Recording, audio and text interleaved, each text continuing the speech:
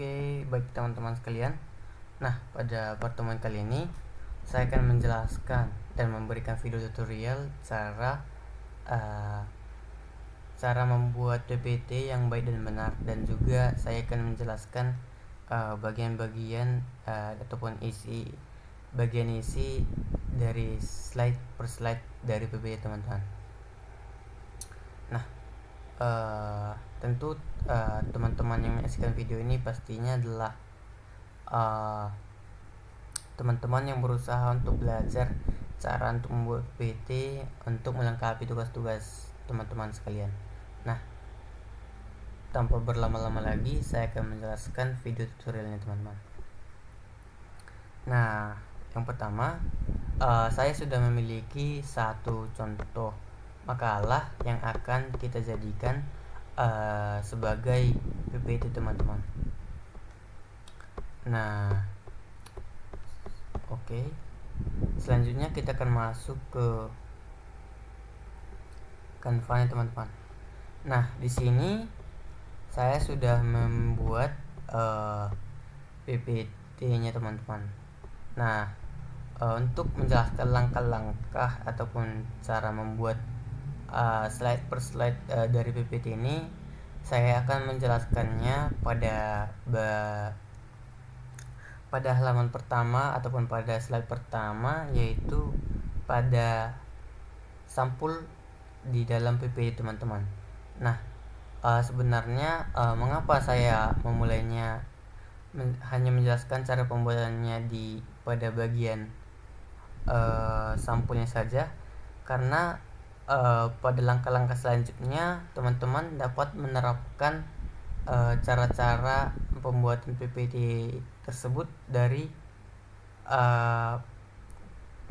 pemahaman teman-teman sekalian di bagian sampul. Nah, di sini untuk membuat slide PPT itu langkah yang pertama teman-teman lakukan adalah menentukan warna latar belakang dari slide PPT teman-teman. Nah, di sini saya akan memilih warna ini teman-teman, ataupun warna ini boleh juga sih, ataupun ini bisa lah. Nah, setelah teman-teman berhasil mengubah warna latar belakang pada PPT teman-teman, selanjutnya di sini kita akan beralih ke menu elemen pada Canva teman masing-masing. Tujuan dari beralihnya kita ke menu elemen ini adalah untuk mencari bagian-bagian penting ataupun dekorasi-dekorasi penting yang akan kita gunakan untuk membentuk slide per slide PPT kita teman-teman. Nah, kebiasaan saya dalam membuat PPT adalah pada langkah pertama dari bagian elemen, saya akan mencarikan kertas teman-teman. Jadi di sini saya akan mencarikan kertas ataupun, nah, di sini teman-teman dapat memilih banyak varian kertas ya teman-teman. Nah, di sini saya akan mengambil ini, contoh ini teman-teman. Nah, saya akan sesuaikan ukurannya. Nah,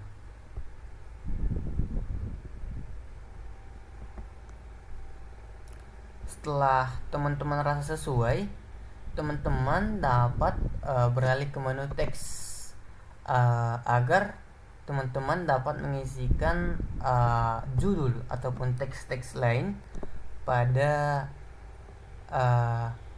PPT teman-teman ataupun pada slide PPT teman-teman ya.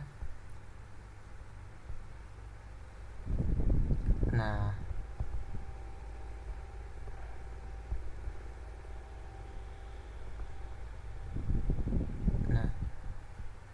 teman-teman dapat melakukan penyesuaian agar dapat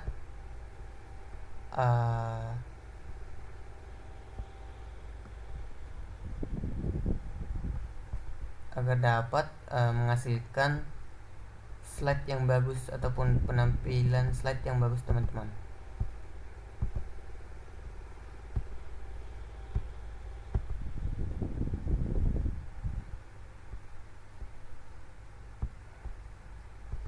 Nah, di sini kita akan memindahkan judul dari makalah kita ke judul dalam PPT kita, karena judul dalam makalah harus sesuai dalam di dalam judul yang tertera di PPT teman-teman.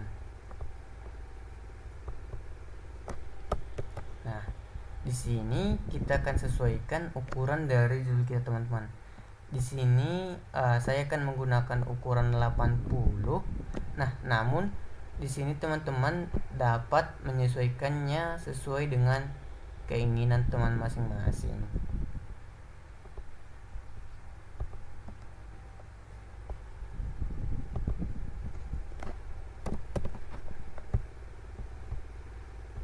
Nah, pada bagian judul ini juga dapat disesuaikan huruf apa yang ingin digunakan. Di sini saya akan menggunakan jenis huruf Times New Roman. Nah,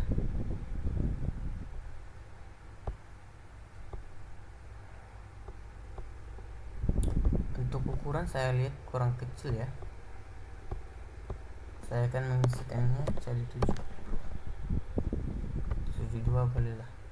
Nah, setelah teman-teman selesai mengisikan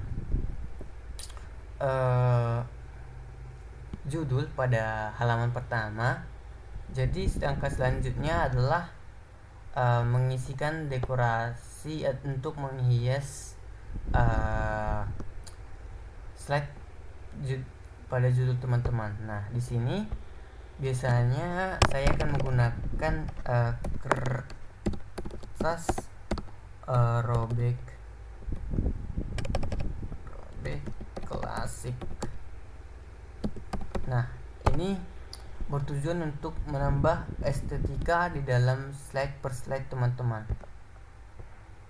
Nah, bisa setelah teman-teman mendapatkan setelah teman-teman mendapatkan dekorasinya, teman-teman dapat menyusun agar terlihat rapi dan juga tertata rapi teman-teman. Nah, pada penghiasan slide ini teman-teman juga dapat menyatukan berbagai elemen-elemen untuk membentuk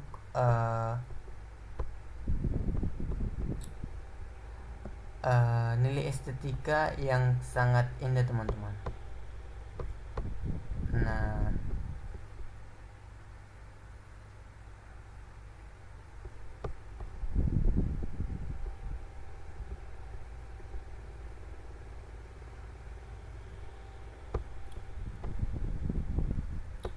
setelah teman-teman selesai mengisikan bingkainya teman-teman,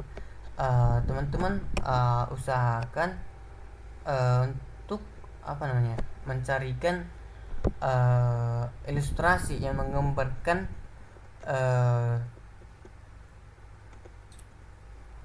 judul teman-teman ini menggambarkan judul dari makalah teman-teman. Nah, di sini mungkin saya akan mencarikan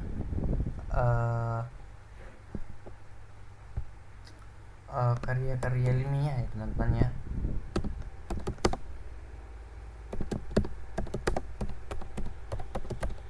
Nah, jadi setelah teman-teman selesai mencari ilustrasinya,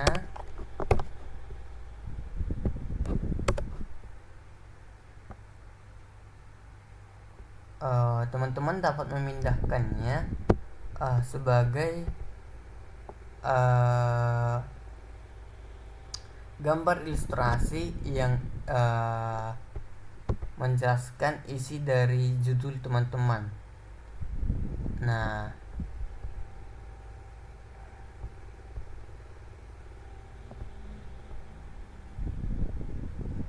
oke.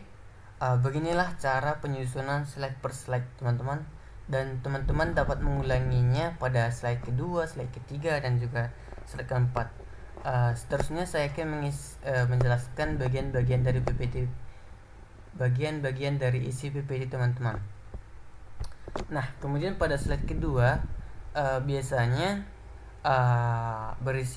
langsung berisikan materi-materi ataupun poin-poin penting yang akan dijelaskan oleh teman-teman. Namun bisa juga digunakan sebagai slide yang berisikan informasi mengenai nama-nama dari kelompok ataupun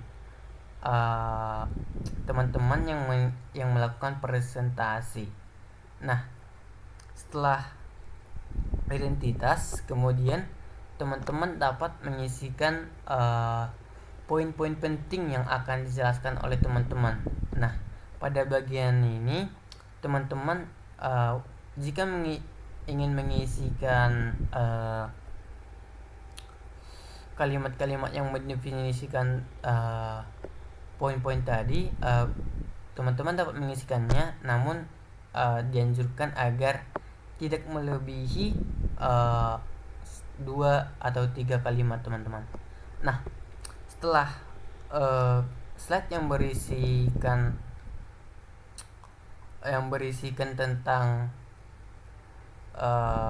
poin-poin penting tadi selesai, ataupun isi dari makalah ini selesai, kemudian teman-teman beralih ke slide yang berisikan